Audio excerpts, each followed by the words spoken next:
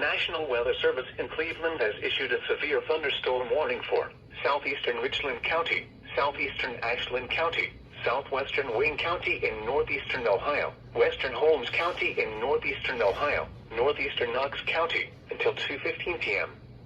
At 1:28 p.m., a severe thunderstorm was located near Danville, or 14 miles northeast of Mount Vernon, moving northeast at 20 miles an hour. Hazard, 60 miles an hour wind gusts and quarter-size hail. Source, radar indicated. Impact, minor damage to vehicles is possible. Expect damage to trees and power lines. Locations impacted include Loudonville, Shreve, Danville, Hayesville, Holmesville, Glenmont, Nashville, Butler, Perrysville, Jeromesville, Fredericksburg, Gann, North Liberty, and Moheganville.